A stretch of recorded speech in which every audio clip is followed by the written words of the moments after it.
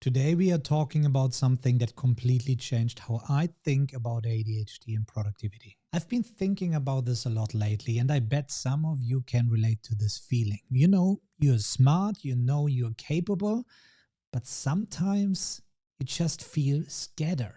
The thing is, I've noticed that many professionals diagnosed with ADHD and going through our inner circle coaching program share similar experiences. The most recurring scenario is, though, they are working on something important. Then bam, they see something inspirational or have a brilliant idea. So you drop everything to chase this new shiny thing. Hours later, you're exhausted. The idea turned out to be way bigger than you thought. And that important work you were supposed to finish, well, still sitting there undone. Sound familiar? Well, it does to me, because even that I'm not diagnosed with ADHD, I can fully relate to this. It was me 12 years ago, working in corporate, climbing the ladder, taking on more opportunities, and suddenly, boom, I hit this wall. And that's where I got my opinion from. It's not ADHD causing this, but the modern workplace that just wasn't designed for how our brains actually work. This is also why the usual advice doesn't work. Just focus harder, make a to-do list, be more disciplined. I hate this one especially. It's nonsense. What's really lacking is a system to support you. But here's the bigger issue. Most productivity templates and methods fail for ADHD brains, especially because they don't approach productivity comprehensively. They give you a to-do list, a template, or a time-blocking method, but they completely ignore the flow of information. And I mean here, from information to action. What's the point of organizing all your information if you don't take ever action on it? Think about it. What happens between having an idea and actually doing something about it? There's capturing, processing, deciding what's actionable, and then organizing your time around it. Most systems skip half of these steps and then wonder why nothing sticks. And here's what's really interesting. Many people think they have ADHD or get diagnosed between 40 and 60 years. There's a pattern. All of them that I met, they are also experts in their field and highly successful. And over the years, they just did more of the same to climb the job ladder, like I did in corporate. But usually at some point, they hit the ceiling. Having children, other responsibilities, side hustles, hobbies. The brain is no longer capable to keep everything in mind. Those people then think it's them having an issue or getting older, while the brain is just not made to scale work this way. Most of our members join exactly for this reason. And what we usually discover first is that they are very productive with their work and project systems, but completely lack any personal productivity system. Storing hundreds of Google Docs as notes instead of having efficient personal knowledge management in place, or effective task and time management systems that actually promote to stick to the plan effortlessly. And no, real talk here. Getting back to paper is no option if you want to stay competitive. If you want to stay ahead of the pack, then you have to acknowledge the world we are living in right now and not 20 years ago. If people tell you you don't need to go fancy with digital systems, it's just giving you the excuse that it's okay not to do something about it. But then you have to acknowledge that you also will always be behind those who are able to master these digital systems. And they are less complicated than you might think. So many people are overcomplicating these digital systems and with templates and courses that you have to learn to do this. That's why in ICOR we have tool agnostic concepts and workflows. And they all work on paper too, but you realize you become much more efficient using digital systems. Here's the hard truth. We are living in 2025 and getting bombarded with information every day on so many channels that go beyond somebody calling you on the phone or sending you a letter every now and then. And if a paper notebook works for you, then you're probably not the person this video is meant for. Because without volume of tasks and information, literally any productivity system will work for you, including a Franklin planner. But the moment you juggle several projects and hundreds of tasks, it's impossible to keep track of those things on paper. So we learned by helping thousands of professionals that by simply fixing this part of their productivity system, they see a huge change in clarity. The fog in their brain suddenly disappears. But what's the real issue here? Your brain's CEO.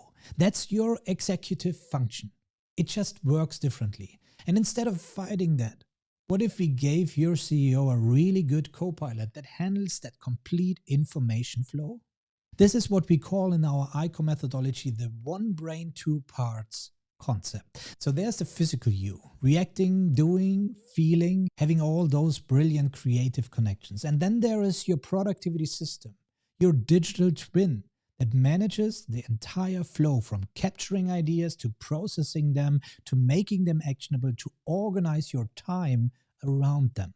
Think about it this way. You wouldn't expect a brilliant race car driver to also be their own pit crew and GPS system and mechanic all at once, right?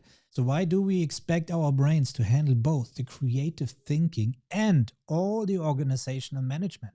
Because here's the problem. This worked when you've been young and had less things to do in a day. You've been able to do the organizational management in your brain too. And this is what holds you back from scaling now that you have so many other things in your brain. And we can outsource this into our productivity system. And that's all we need to understand what these systems are for. Your productivity system becomes that missing partner.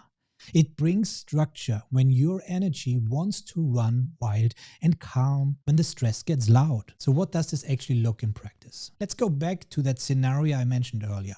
Instead of dropping everything to chase that brilliant idea, you capture it instantly. Voice note, quick text, even on paper, whatever works.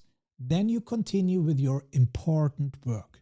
This is what I mean by decoupling capturing from processing.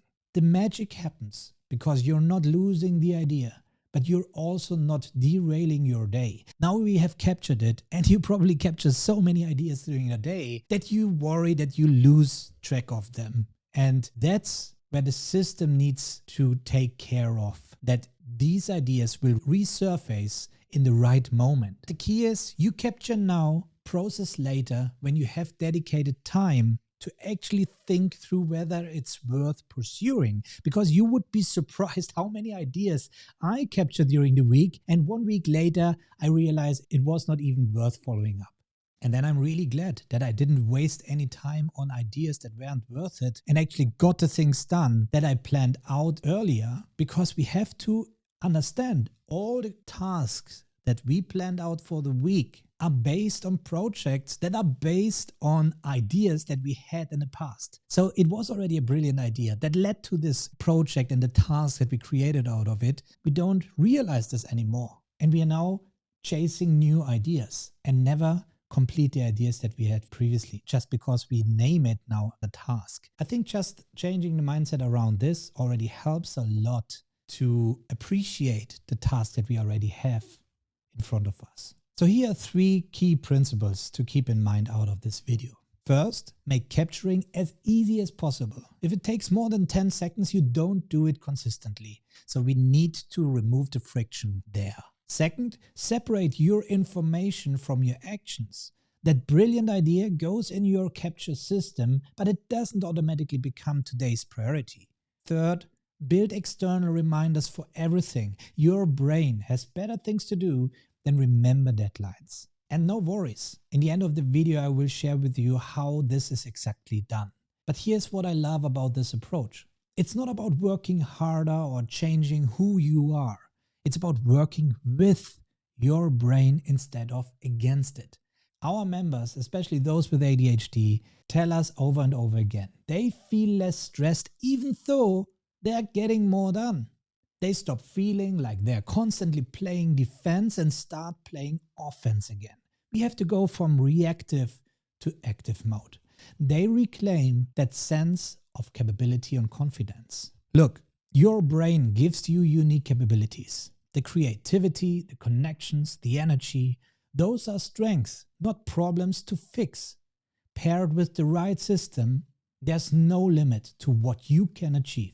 Now, if you want to dive deeper into actually implementing this stuff, I've got 2 free resources for you. If you're thinking, okay, but how do I actually capture and organize all this information? I've got a detailed video on note-taking and organization systems that work with ADHD brains. And if you're more like, I get the capture part already, but how do I actually stick to my plans without getting derailed? There's another video that breaks down task and time management strategies that actually work. And if this helped, then I see you in the next one.